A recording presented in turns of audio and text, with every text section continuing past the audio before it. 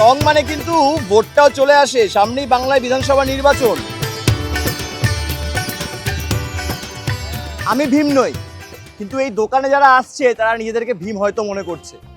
এবার এই গদার কিন্তু অনেক কাজ আমরা পুরাণে পড়েছি, তবে এই গদা দিয়ে যদি জল বেরোয়, ঠিক শুনছেন, যুদ্ধ নয় শান্তি চাই বার্তা আমরা বলছি, কিন্তু রাত পোহালে যেহেতু দোল, আর দোল মানেই রঙের যুদ্ধে কিন্তু সামিল হতেই হচ্ছে। তাই আজকে চলে এসেছি জানবাজারে এবং প্রচুর দোকান ঘুরবো এবং নতুনত্ব এবছরের রঙের এই অস্ত্র কি কি রয়েছে আপনাদেরকে দেখাবো।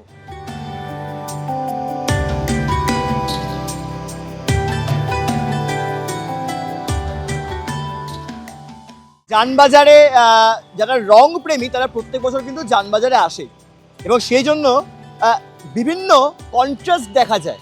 একটা দোকানে আমি যখন ঘুরছিলাম এখানে দেখতে পেলাম একটা বিশাল বড় হলিউডে ওই লেজার গান হয় না, ঠিক আছে, টম ক্রুজের হাতে আমরা দেখতে পাই, ওরকম একটা বিশাল বড় লেজার গান, পাশেই আবার গদাও রাখা আছে। তো এই কন্ট্রাস্টটা আমার যখন দেখলাম না, তখন এই দাদাকে যখন দাদার দোকানে যখন আসলাম একটাই প্রশ্ন করলাম, দাদা এই কন্ট্রাস্টটা কেমন?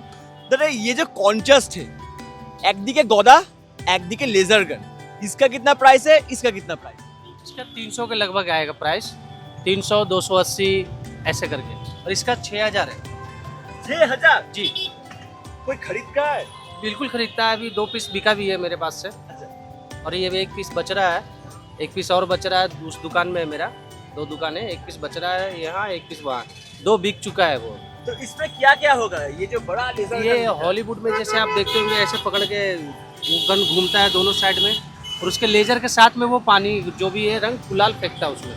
मतलब टारगेट मिस नहीं जाएगा? जाएगा नहीं, मिस नहीं जाएगा, टारगेट मिस नहीं जाएगा। और ये क्या है? वो सिलेंडर? वो सिलेंडर जैसे वो फायर वाला सिलेंडर होता है वैसे इसमें से गुलाल निकलेगा।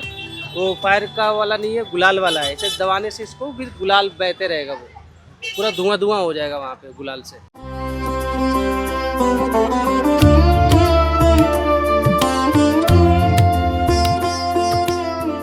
তো ঘুরতে ঘুরতে জানবাজারে একটা দোকানে এসেছি, একটা ছোট বাচ্চা, সে কিন্তু রং খেলবে এবং রং কেনার জন্য খুব একদম উঠে পড়ে লেগেছে। বলছি কি কি রং কিনলে? কি কি রং কিনলে? স্কাই ব্লু, আচ্ছা, পিঙ্ক, হ্যাঁ, রেড হ্যাঁ, আর অরেঞ্জ। আর অরেঞ্জ। আচ্ছা, এটা কি? ত্রিশূল। ত্রিশূল? তোমার নাম কি শিব? না, তাহলে তোমার হাতে ত্রিশূল কেন? এটা দিয়ে কি রং বেরোবে? প্রথম রংটা কাকে দেবে? আমার বন্ধুকে। বন্ধুকে দেবে? দিদি বলছি ছোটবেলায় রং তো খেলা হতো, হ্যাঁ হ্যাঁ, বলছি পিচকিরির মধ্যে কতটা ভেরিয়েশন দেখছেন? এখন প্রচুর রকম ভেরিয়েশন এসছে। আমাদের বেলায় তো এত কিছু ছিল না, সে ওই প্লাস্টিকের যেগুলো হয় সাধারণত, এখন দেখছি এখানে ব্যাগ আছে, এই নতুন নতুন আরো সব ভ্যারাইটি বেরিয়েছে, ভালোই লাগছে দেখে।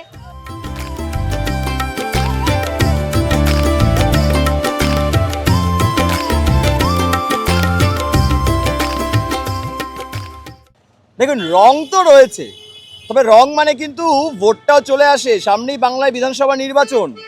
এবার এই যে আমি এখন যার মুখোশের পেছন থেকে কথা বলছি, তার দল কি বাংলায় শাসন কায়েম করতে পারবে?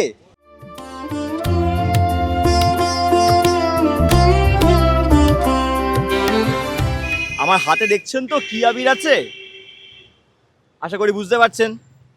এবার এর মধ্যে দাদা একটুখানি লাল আবির মিশিয়ে দিল। বক্তব্যটা কি হলো বলুন তো? বামের ভোট রামে ট্রান্সফার হয়ে গেল।